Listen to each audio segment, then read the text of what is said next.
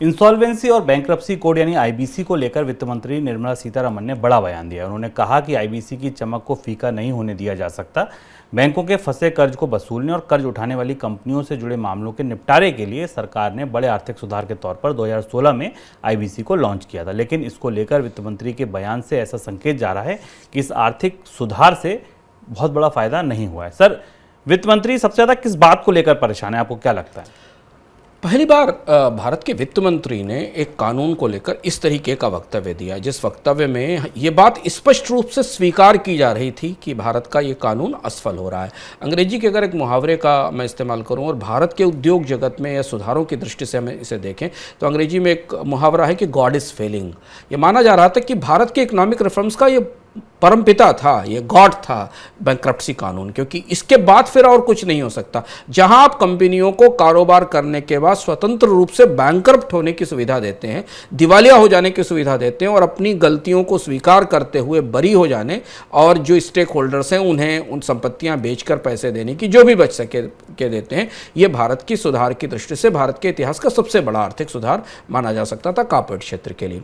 और वहां दो बहुत बड़े ट्रेंड हैं जो वित्त मंत्री को परेशान कर रहे हैं। वित्त मंत्री ने आज बेबाकी के साथ इस बात को स्वीकार किया। हालांकि ये बात तथ्य और आंकड़ों के तौर पर संसद को कई बार बताई जा चुकी है। संसद की समिति भी बात कह चुकी है कि आईबीसी अपने कामकाज में और अपने उद्देश्यों में सफल नहीं रहा, इस पर वापस काम किया जाना चाहिए। सबसे बड़ी चीज वित्त मंत्री ने कहा कि ये जवाब देना मुश्किल है कि आखिर कम बैंकों को 95% तक हेयरकट क्यों लेने पड़ रहे हैं। यानी अगर कोई कंपनी बैंक्रप्सी बिल कानून के अंदर जाती है तो उसको कर्ज देने वाले जो क्रेडिटर्स, उसमें खासतौर पर बैंक्स हैं, उन्हें 100 में से केवल 5 रुपये वापस मिलते हैं, 95 रुपये उनके के चले जाते हैं। अब कुछ बड़े किस्से आप हमारे सामने आप देख लीजिए, वीडियोकॉन, सिवा इंडस्ट्रीज, जेट एयरवेज, ऐसे मामले हमारे सामने जिसमें 80% 88% के आसपास कंपनियों में के पास से कंपनियों ने कर्ज नहीं चुकाया और बैंक्रप्सी बोर्ड के आदेश के मुताबिक बैंकों को हेयरकट लेना पड़ा।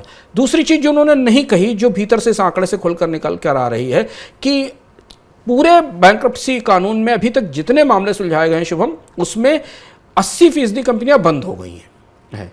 उन्हें लिक्विडेट करना पड़ा है। केवल ये माना जा रहा है कि अब 15 से 16% कंपनियां ऐसी हैं जो दोबारा चालू करने की स्थिति में आई। यानी इसे उद्धार की जगह एक किस्म का कब्रिस्तान बन गया बैंक्रप्सी कानून, जहां कंपनियां जिस दरवाजे से घुसती थी फिर बाद में वो बाहर बंद होकर ही वापस निकलती थी।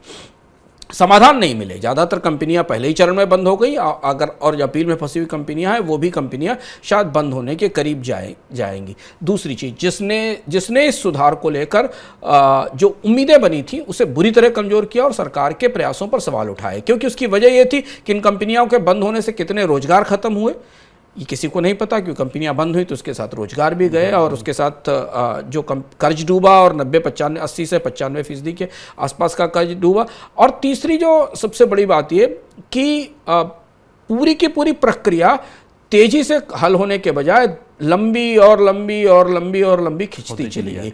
ये 3 बड़ी वजहें थी जिन 3 उद्देश्यों से इस कानून को लाया गया था। उन तीनों उद्देश्यों में ये असफल नहीं रहा है और इसलिए वित्त मंत्री को यह कहना पड़ा कि वे यानी सरकार आईबीसी की असफलता को बर्दाश्त नहीं कर सकती, मतलब इसकी चमक को हम खोने नहीं देना चाहते। और अपने आप में बहुत महत्वपूर्ण और कीमती बयान है इस दृष्टि से, क्योंकि ये सुधार भारत के सबसे बड़े सुधारों में से एक था। सर, खास तौर पर एक टिप्पणी छोटी कंपनियों को लेकर की गई, ये क्या है?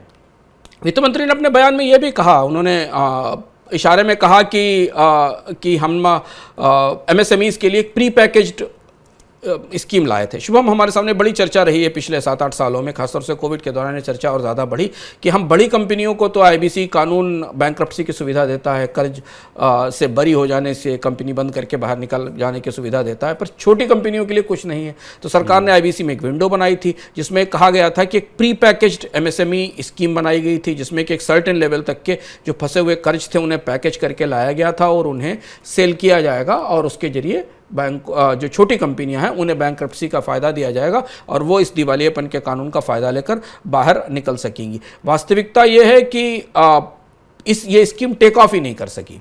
इस स्कीम में ना तो लोग आए, ना कंपनियां आई, ना कोई बात हुई। और इस बात पर वित्त मंत्री ने अपने बयान में आज इसकी तरफ इशारा भी किया कि ज़्यादातर ये इस स्कीम के पास पंख ही नहीं उग पाया। उनका कहना था ये उड़ान कैसे भरती। तो छोटे उद्योगों को बैंक्रप्सी कोर्ट का फायदा नहीं हुआ। अब सरकार पर दबाव है कि बड़ी कंपनियां बैंक्रप्सी में कानून के अंदर जाकर अपनी बकायदारी से बच जाती हैं, बैंक उसका बड़ा हेयरकट ले लेते हैं और वो बाहर निकलकर बरी हो जाती हैं। और छोटी कंपनियां जिन्हें सबसे ज़्यादा इस तरीके की सुविधाओं की ज़रूरत है ताकि दोबारा कारोबार शुरू कर सके, उनके लिए कोई दरवाज़ा नहीं मिलता।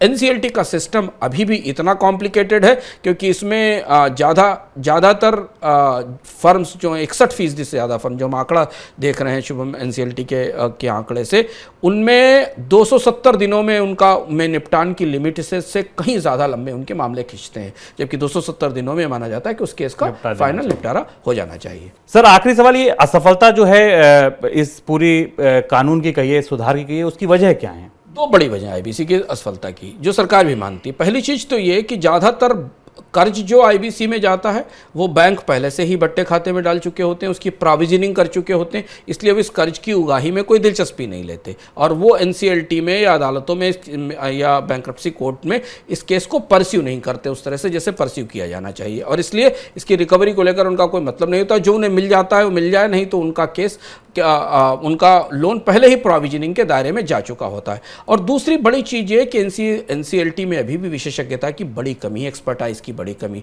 भारत में बैंक्रप्सी कानून में विशेषज्ञता नहीं है, इसको में काम करने वाले लोगों में विशेषज्ञता नहीं है।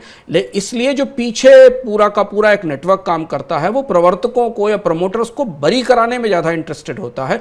जो स्टेक होल्डर्स हैं, जो क्रेडिटर्स हैं, उन्हें उनको सही वैल्यू मिल सके, इसका फार्मूला लेकर आगे नहीं आता। और ये दो बड़ी वजह हैं जिनका समाधान सरकार अभी तक नहीं निकाल पाई है।